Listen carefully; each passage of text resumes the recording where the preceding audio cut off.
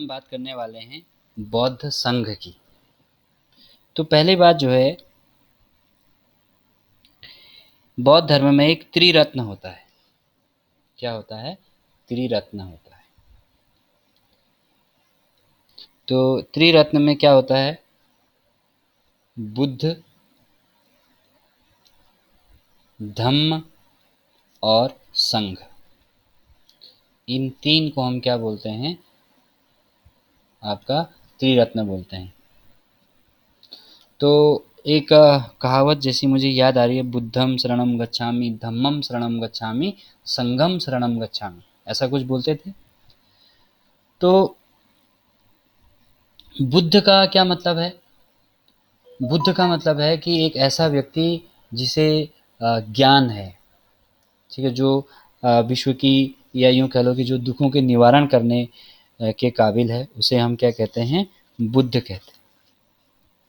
ठीक हो गया। जिसको सारी चीज़ों के बारे में पता है, उसको हम क्या कहते हैं? बुद्ध कहते हैं। या यूँ कह लो कि ज्ञान प्राप्त होना जो है वो क्या होगा? बुद्ध होगा। धम्म एक युद्ध घोष होता था और एक धम्म घोष होता था। तो यानी कि हिंसा को छोड़ के अहिंसा की तरफ आना, ये धम्म था। और संघ, संघ क्या था? संघ जो है वो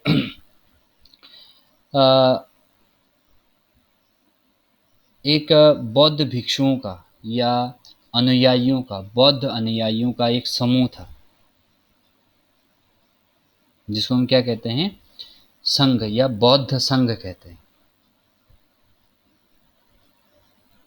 ठीक है। तो ये जो आपका बौद्ध संघ है, ठीक है, इसकी स्थापना की अगर हम बात करें तो इसकी स्थापना किसने की? गौतम बुद्ध ने की। कहाँ की? सारनाथ में। ये बहुत ही इम्पोर्टेंट चीज़ है, ठीक है, इसके बारे में आप बहुत ध्यान से सुनना। जैसे आज हम लोग देश में एक गणतंत्र है, वैसे ही ये भी क्या था? एक गणतंत्र था। ठीक है। यहाँ पर भी क्या था? पूरी गणतंत्रात्मक व्यवस्था थी। तो हमारे देश में क्या होता है, आज कोई नया कानून बनना होता है तो संसद का अधिवेशन होता है, प्रस्ताव लोकसभा में लाया जाता है, फिर वहाँ पारित किया जाता है, फिर राज्यसभा में लाया जाता है, फिर वहाँ पारित किया जाता है, फिर राष्ट्रपति के हस्ताक्षर होते हैं, तब वो कानून बनता है। तो कुछ इसी तरह का जो सिस्टम है वो था यहाँ पर। कहाँ पर? बौद्ध संघ में। तो यहाँ से एक सिंपल सा जो सवाल बनेगा वो क्या बनेगा कि भाई बौद्ध संघ जो है वो किस चीज़ का अंग है? तो बौद्ध संघ जो है वो क्या है? आपका त्रिरत्न, बौद्ध धर्म में जो त्रिरत्न है उसका अंग है। और ये त्रिरत्न कौन कौन से थे? बुद्ध था, धम्म था और क्या था? संघ था। ठीक हो गया। नेक्स्ट, बौद्ध संघ की स्थापना कहाँ हुई? तो बौद्ध संघ की स्थापना कहाँ हुई? सारनाथ में हुई। बौद्ध संघ की स्थापना किसने की? गौतम बुद्ध ने की। जैसे आज की संसद है ना, वैसे ही तुम समझ लो इसे, बौद्ध संघ। ठीक।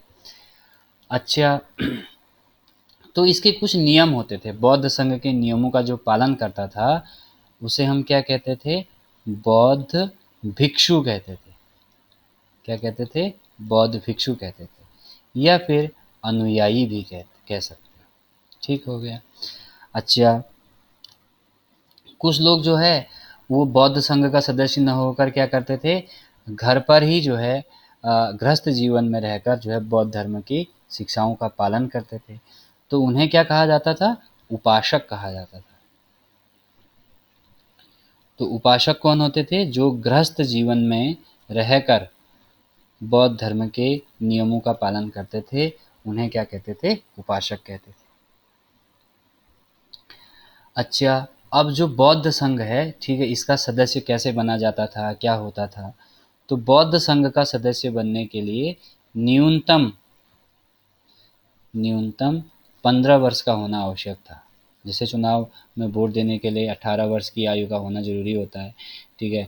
लोकसभा चुनाव लड़ने के लिए 25 साल का होना ज़रूरी होता है, राज्यसभा चुनाव लड़ने के लिए 30 साल का होना ज़रूरी होता है। वैसे ही यहाँ पर भी बौद्ध संघ का सदस्य बनने के लिए न्यूनतम 15 वर्ष का होना ज़रूरी होता था। जब कोई व्यक्ति 15 वर्ष का हो जाता था और वो बौद्ध संघ में जाना चाहता था, तो फिर उसके परिवार से क्या लिया जाता था? परमिशन ली जाती थी, अनुमति ली जाती थी, फिर उसको बौद्ध संघ में शामिल किया जाता था। ठीक हो गया। बौद्ध संघ में कोई चोर चोर है, किसी को कोई रोग है, रोगी जो है, ठीक है, अपंग है, ठीक है, विकलांग विकलांग है, ठीक है, और आपका ऋणी है, ठीक है, साथ में आपका अ, सैनिक है, ठीक है, या दास है, या वृद्ध है, इनको जो है बौद्ध संघ में शामिल नहीं किया जाता था। ठीक हो गया। महिलाएं भी शामिल होती थी बौद्ध संघ में, आपको पता है, आनंद के कहने पर किया गया था। अच्छा, अब आदमी जो है गृहस्थ जीवन त्याग के बौद्ध धर्म में चला गया, तो इस गृहस्थ जीवन का जो त्याग है उसको क्या बोलते थे? प्रवज्या बोला जाता है। ये शब्द आपको याद रखने चाहिए। प्रवज्या का मतलब क्या है? गृहस्थ जीवन का त्याग करना या गृह त्याग करना। ठीक हो गया। अब मान लो कि ये बौद्ध संघ है, यहाँ बहुत सारे लोग बैठे हुए हैं। कोई व्यक्ति जो है बौद्ध संघ में आना चाहता है, तो उसकी क्या होगी? प्रवेश की प्रक्रिया होगी। प्रवेश करने की जो क्रिया होगी, जब तक वो यहाँ तक प्रवेश कर रहा होगा उस समय उसे क्या कहा जाएगा? उपसंपदा। प्रवेश करने की प्रक्रिया को क्या कहा जाता था? उपसंपदा। ठीक हो गया। इसके बाद जो है जब वो यहाँ अंदर आ जाता था तो उसको क्या बोला जाता था? श्रामरेण। श्रामरेण कहा जाता था। अच्छा, 5 वर्ष तक कोई आदमी जो बौद्ध संघ का आएगा तो 5 वर्ष तक वो श्रामरेण रहेगा। 5 वर्ष के बाद वो क्या बनता था? भिक्षु बनता था। तब तक वो बौद्ध धर्म की सारी रीति नीति सब सीखता था। ठीक हो गया। अब मैंने अभी आपको बताया कि बौद्ध संघ जो है वो कैसा था? एक तरीके से गणतंत्रात्मक व्यवस्था पर आधारित था। यहाँ पर कोई नया चीज़ करना है तो क्या लाते थे? प्रस्ताव लाया जाता था। ठीक है, क्या लाया जाता था? प्रस्ताव लाया जाता था। तो प्रस्ताव को इस समय क्या कहा जाता था? नति कहा जाता था, या फिर क्या कहा जाता था? वृत्ति कहा जाता था। नया प्रस्ताव जो आता है, जैसे आज हम लोग क्या कहते हैं कि अध्यादेश। ठीक है, अध्यादेश तो खैर एक तरीके से कानून ही हो गया। ठीक है, उससे पहले प्रस्ताव लाया जाता है। ठीक है।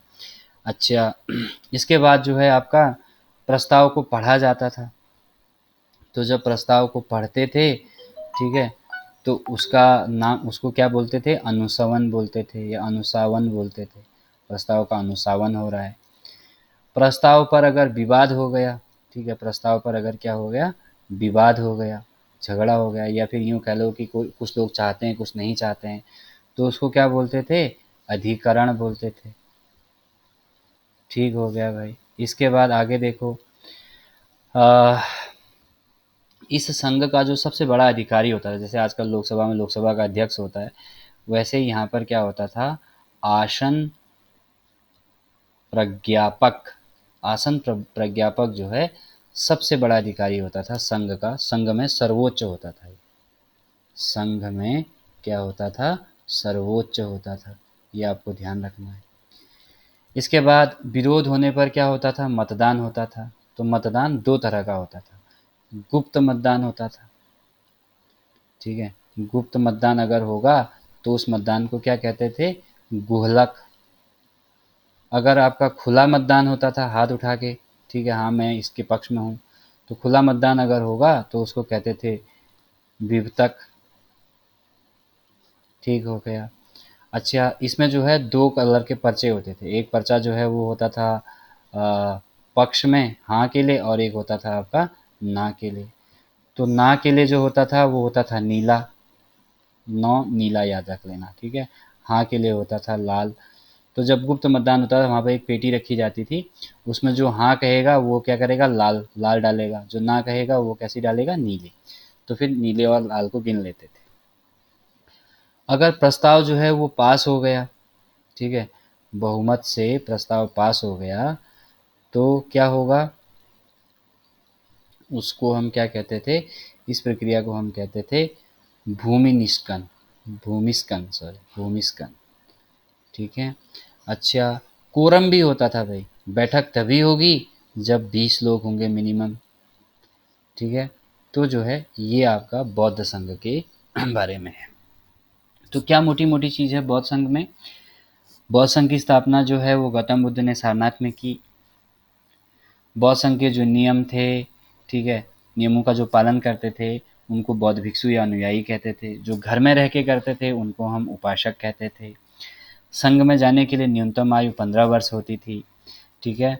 और इसमें जो है जो व्यक्ति चोर होता था, रोगी होता था, अपंग होता था, विकलांग होता था, ऋणी होता था, सैनिक होता था, वृद्ध होता था, दास होता था, उसको नहीं आने दिया जाता था। इस समय गृहस्थ जीवन का त्याग करना जो है क्या कहलाते थे? इसको प्रवज्या कहते थे। तो जो गृह त्याग करेगा वही संघ में आ सकता है। प्रवज्या के बाद जो है व्यक्ति संघ में आ सकता था। जब कोई व्यक्ति जो है वो संघ में प्रवेश कर रहा होता था तो उसको क्या कहते थे? उपसंपदा कहते थे। व्यक्ति संघ का सदस्य हो गया तो श्रामणेन कहते थे। 5 वर्ष तक, 5 मतलब ये बौद्ध भिक्षु का सहायक हो गया, मतलब, ठीक है, श्रामणेन। और श्रामणेन जो है 5 वर्ष तक रहता था, फिर वो बौद्ध भिक्षु बनता था। और कोई भी जो श्रामणेन होगा वो बौद्ध भिक्षु के अंदर होता था।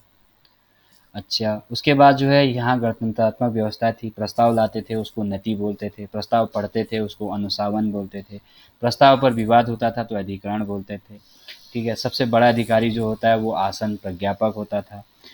मतदान भी होता था, विवाद होने पर गुप्त मतदान हो सकता था, खुला मतदान हो सकता था। गुप्त में घोलक होता था, खुले को हम विपतक बोलते थे। प्रस्ताव पास हो जाए तो उसको भूमिस्कन कहते थे। और आपका वोट डालने के लिए 2 सलाह का प्रयोग होती थी, एक लाल तरह की और एक आपका नीली। तो नीला ना के लिए और लाल जो है वो हाँ के लिए। प्रस्ताव पास हो गया तो भूमिस्कन हो गया। और कोरम जो होता था वो कितने का होता था? 20 सदस्यों का होता था। अब आगे बात करते हैं किसकी? बौद्ध संगीतियों की। इसमें से हमेशा क्वेश्चन आता है बौद्ध संगीतियों में, ठीक है, इसलिए ये बहुत इंपॉर्टेंट है, ये आपको ध्यान रखना है, ठीक है। तो सबसे पहले बात करते हैं बौद्ध संगीतियों की।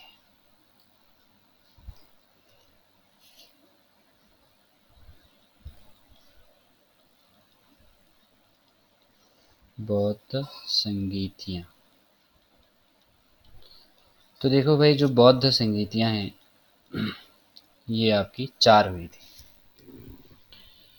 तो पहली बौद्ध संगीति जो है,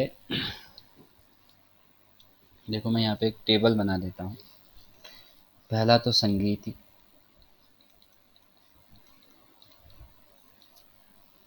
और फिर दूसरा आपका स्थान, फिर तीसरा आपका वर्ष, ठीक है। इसके बाद जो है आपका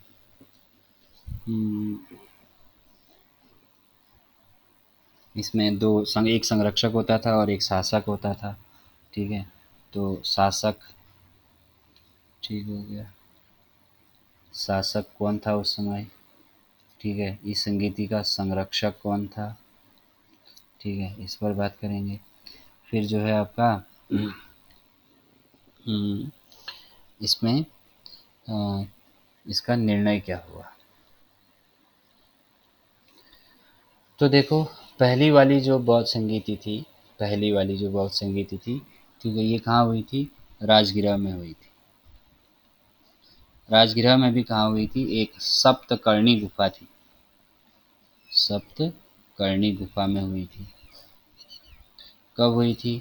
483 बीसी में हुई थी। शासक कौन था? अजात शत्रु। अजात शत्रु जो है कौन से वंश का शासक था भाई? हर्यक वंश का। इस समय जो संरक्षक था वो कौन था? महाकश्यप। महाकश्यप या महाकश्यप, महाकश्यप नाम है वैसे इसका, महाकश्यप। इसको लिखेंगे महाकश्यप, ठीक है। अच्छा, यहाँ पर निर्णय क्या हुआ था? यहाँ पर 2 ग्रंथों की रचना हुई थी। एक तो हुई थी सुत्त पिटक और दूसरा आपकी रचना हुई थी विनय पिटक, ठीक है, विनय पिटक, इसकी रचना हुई थी। ये बौद्ध संगीति प्रथम के बारे में डिटेल खत्म। फिर दूसरी संगीति जो है ये हुई थी आपका कहाँ? वैशाली में। कब हुई थी भाई ये 383 बीसी में हुई थी, ठीक 100 साल बाद। ठीक है। राजा कौन था इस समय? कालाशोक, इसको काक वर्ण भी कहा जाता है। संरक्षक था सर्वकामिर। और यहाँ पर जो है आपका क्या हुआ कि जो द्वितीय बौद्ध संगीति थी, इसमें एक तरीके से आपके एक सेकंड, क्या कहेंगे उसको,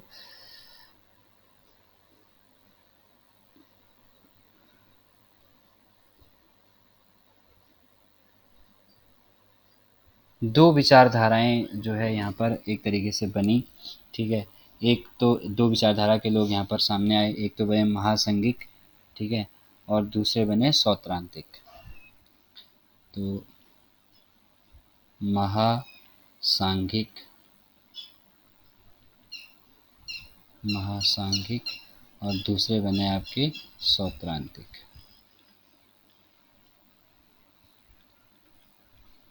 ठीक हो गया। अच्छा, इसके बाद आगे देखते हैं।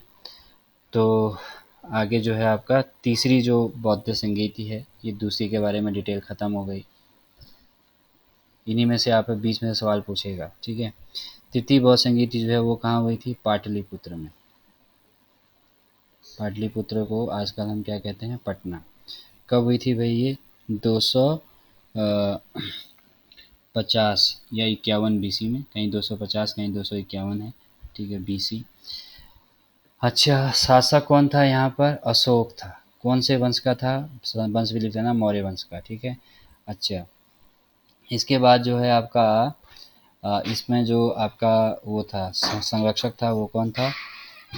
मोगालितिसपुत्र, ये था मोगलीतिसपुत्र। अच्छा, यहाँ पर इसका रिजल्ट क्या हुआ था? यहाँ पर जो है अभिधम्म पिटक, अभिधम्म पिटक की रचना हुई थी। ठीक हो गया, अभिधम्म पिटक, इसकी रचना हुई। ठीक है। फिर अब देखते हैं चतुर्थ बौद्ध संगीति के बारे में। तो देखो, चतुर्थ बौद्ध संगीति जो है वो कहाँ हुई थी? कुंडलवन। कुंडलवन ये कहाँ है? कश्मीर में है। किसने की थी भाई ये हुई थी लगभग आपका पहली शताब्दी में। इसका पता नहीं है कि ये कब हुई थी, प्रथम शताब्दी।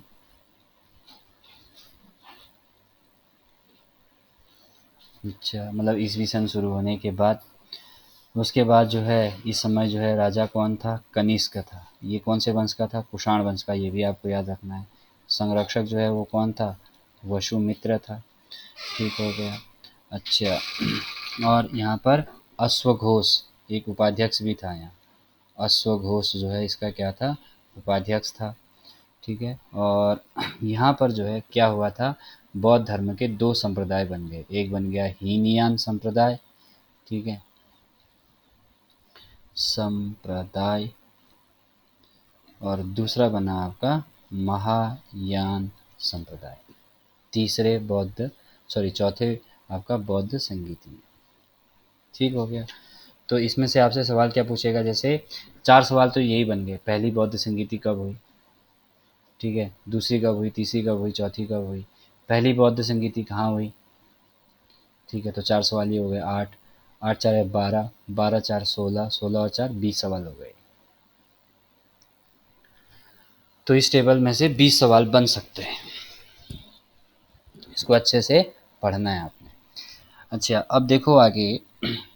अभी आपने देखा कि जो चतुर्थ बौद्ध संगीति थी, इसमें क्या हुआ?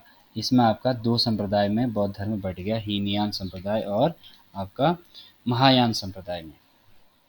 तो जो हीनयान थे, ठीक है, हीनयान, और एक क्या था आपका? महायान। तो हीनयान संप्रदाय के जो लोग थे, ठीक है, हीनयान का अर्थ क्या होता है? निम्न मार्ग के। तो ये लोग क्या थे? जो बौद्ध धर्म के प्राचीन आदर्शों को मूल रूप में मानना चाहते थे। मतलब जो बुद्ध ने कहा था उसी को ये मानना चाहते थे मूल रूप में। और ये जो है महायान वाले जो थे, इसका मतलब होता है उत्कृष्ट मार्ग, ठीक है, महायान का, और हीनयान का निम्न मार्ग। तो ये लोग जो है, इसे इसे हम कई बार बोधिसत्व भी कहते हैं। क्या कहते हैं? बोधिसत्व। ठीक हो गया, बोधिसत्व यान भी कहते हैं इसको।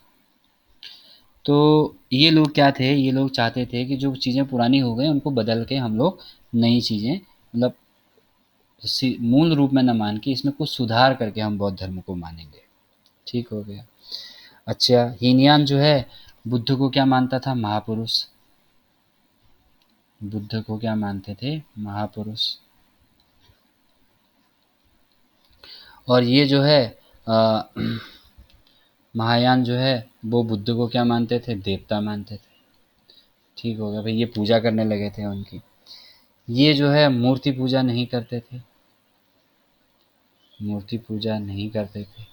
और ये लोग क्या करने लगे थे? बुद्ध की प्रतिमाओं की पूजा करने लगे थे। ठीक है, मूर्ति पूजा करने लगे। ठीक है, एक तरीके से जो उत्तर वैदिक काल में हुआ, ठीक है, वही जो है अब यहाँ भी होने लगा है, पूजा पाठ फिर शुरू हो चुकी है। अच्छा, हीनयान जो है ये जो है मांस नहीं खाते थे।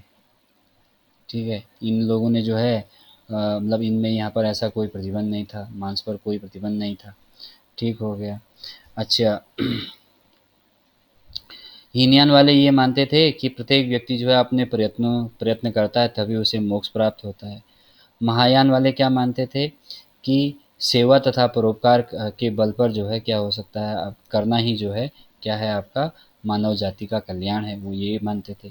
तो इस तरह से हीनयान और महायान दोनों अलग अलग हो गए। अच्छा, हीनयान जो है वो कोई तीर्थ नहीं मानते थे। ठीक है, महायान जो है उनके 4 तीर्थ थे।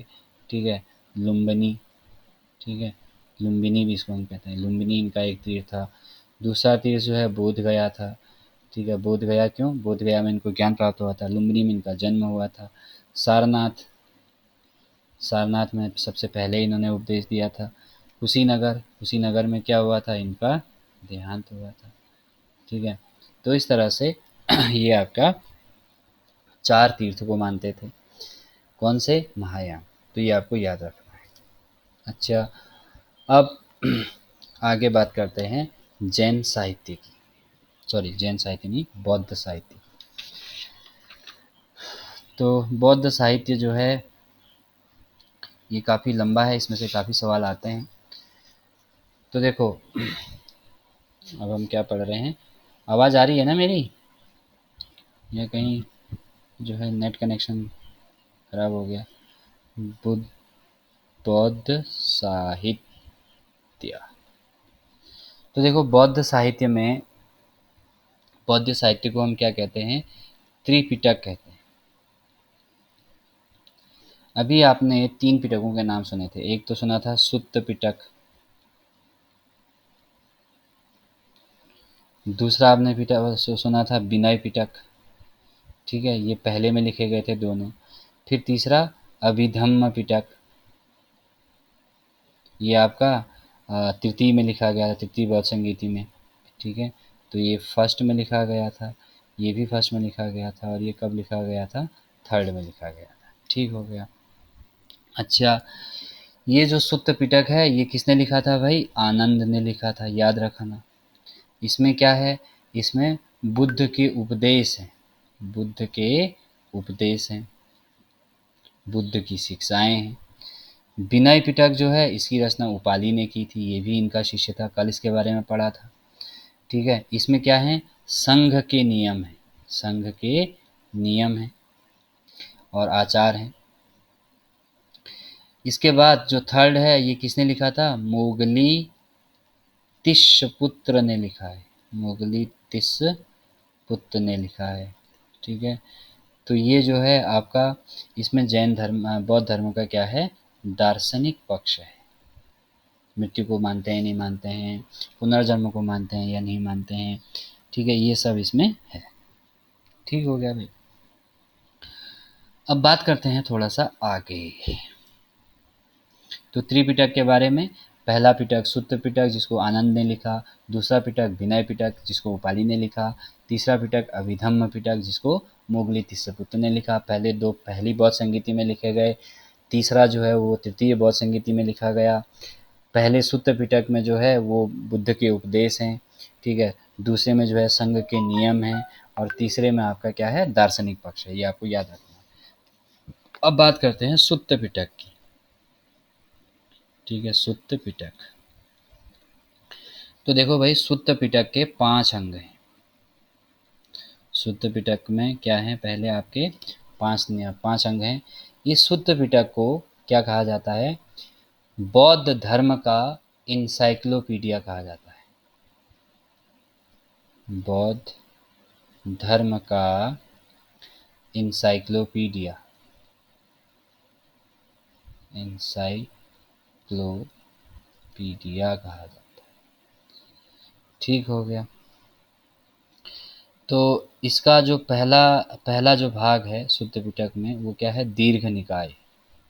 दीर्घ निकाय पहले भाग में, दीर्घ निकाय में क्या कहा गया है, दीर्घ माने बड़ा, तो बुद्ध के जो बड़े बड़े उपदेश हैं, ठीक है, बड़े उपदेश और शिक्षाएं हैं इसमें, और शिक्षाएं। ठीक हो गया। दूसरा है आपका मंचिम। तो मंचिम में क्या है भाई आपका, इसमें छोटे उपदेश हैं। ठीक हो गया। तीसरा है संयुक्त निकाय। संयुक्त निकाय, तो संयुक्त निकाय में क्या है भाई, संयुक्त निकाय में जो है आपका एक तो आपका मध्यम मार्ग के बारे में बात की गई है, जो मध्यम मार्गी सिद्धांत कल मैंने आपको बताया था, ठीक है। तो मध्यम मार्ग अपनाना चाहिए, इसके बारे में है। दूसरा इसमें क्या है, इसमें अष्टांगिक मार्गों की भी वो है, अष्टांगिक मार्ग, जो 4 आर्य सत्य थे उसमें जो चौथा था अष्टांगिक मार्ग, ठीक है। दुख निरोध गामिनी प्रतिपदा में आपका अष्टांगिक मार्ग अपनाना होता था। फिर इसमें आपका 4 आर्य सत्य भी हैं, 4 आर्य सत्य भी इसमें है, ठीक है। उसके बाद इसमें धर्म चक्र प्रवर्तन भी है। धर्म चक्र प्रवर्तन, जब 5 ब्राह्मणों को क्या किया था, उपदेश दिया था, इसका भी इसमें उल्लेख है। फिर इसमें जो है अगला आता है चौथा, आपका चौथा जो निकाय है इसमें, वो है आपका अंगुत्तर निकाय। अंगुत्तर निकाय, तो अंगुत्तर निकाय में क्या है, अंगुत्तर निकाय में है आपका 16 महाजनपद, 16 महाजनपदों का उल्लेख है। मैंने जब आपको महाजनपद काल बताया था तो जैन और बौद्ध ग्रंथों से इसके बारे में पता चलता है, ये बताया था। तो शुद्ध पिटक में इसके बारे में पता चलता है। साथ में इसी में एक चीज़ और जानने योग्य है, एक ग्रंथ है भगवती सूत्र, ठीक है। भगवती सूत्र जैन धर्म का ग्रंथ है, तो उसमें भी इसमें पता चलता है, इसका पता चलता है महाजनपदों का। इसके बाद जो है आपका अगला जो है 5वां, वो है आपका खुद्दक निकाय। खुद्दक निकाय में क्या है भाई, इसमें जातक कथाएं हैं, 549 जातक कथाएं हैं इसमें। और ये जातक कथाएं किससे रिलेटेड हैं, बुद्ध से रिलेटेड है, ठीक है। और ये बुद्ध के जन्म से पूर्व जन्म की कहानी है, बुद्ध के पूर्व जन्म की कथाएं हैं। कितनी हैं, 549 कहानियां हैं। ठीक हो गया। इसके बाद विनय पिटक में भी आपके 4 हिस्से हैं, ठीक है। और आपका चलो आगे देखते हैं। विनय पिटक में भी क्या है, आपके 4 निकाय हैं।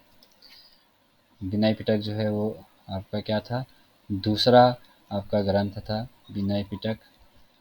तो विनय पिटक के भी 4 हिस्से हैं। पहला हिस्सा क्या है विनय पिटक का, वो है आपका पातिमोकज।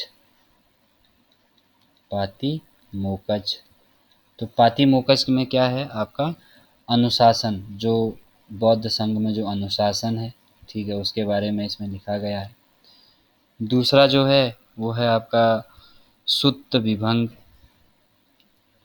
सुत्त विभंग, तो सुत्त विभंग में क्या लिखा गया है भाई, बौद्ध भिक्षुओं ने क्या करना है, क्या नहीं करना है, किनका पालन करना है, ये सब चीज़ें तो लिखी गई थी, ठीक है।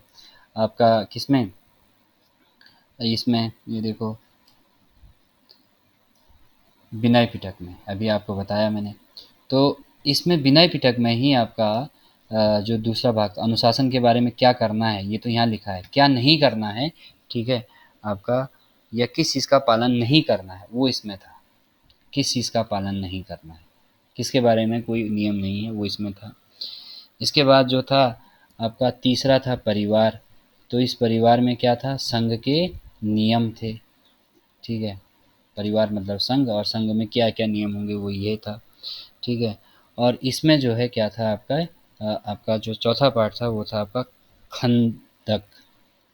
खंदक, तो खंदक में क्या थे, जो लोग प्रश्न पूछते थे उन प्रश्नों के उत्तर, प्रश्न और प्रश्न के उत्तर के रूप में इसको लिखा गया है, ठीक हो गया। इसके बाद जो है आपका अन्य जो प्रमुख ग्रंथ हैं, ठीक है, उसमें आपका आता है, एक तो आता है बुद्ध चरित्र।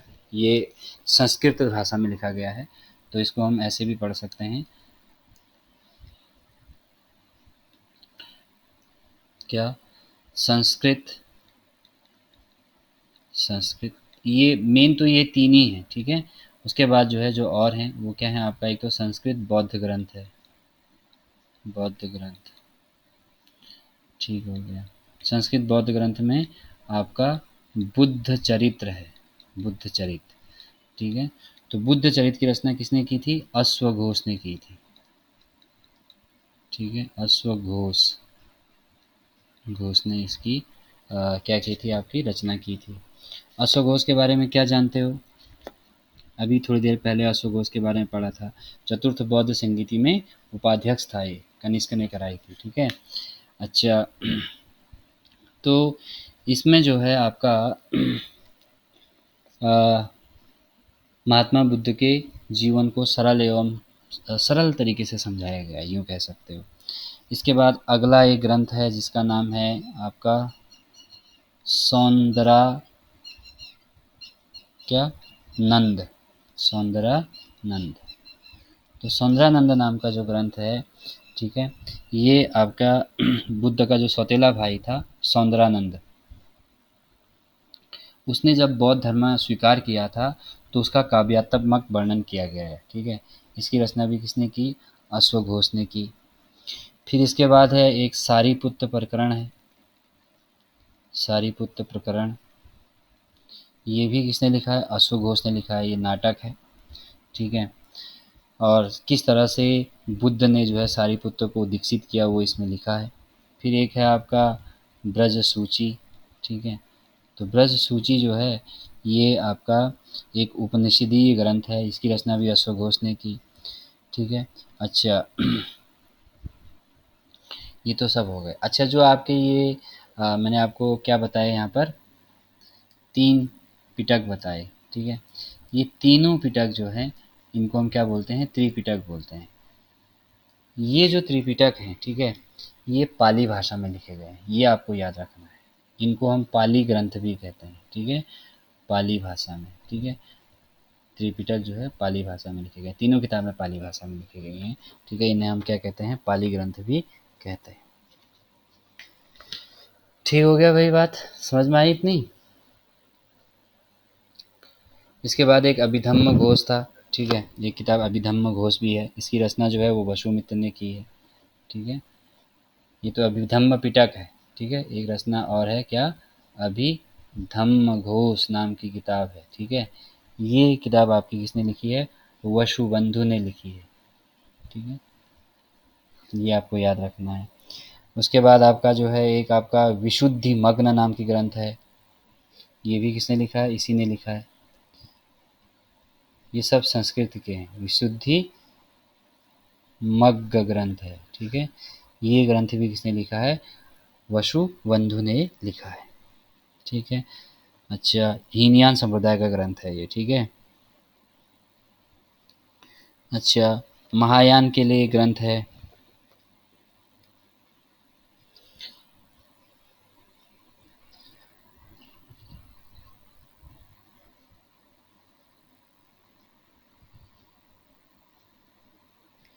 एक ग्रंथ महायान जो ग्रंथ है इसमें एक ग्रंथ है, बहुत ही फेमस ग्रंथ है ये, ललित विस्तर, ललित विस्तर नाम का ग्रंथ है। ये किसने लिखा भाई? ये आपका जो है अ,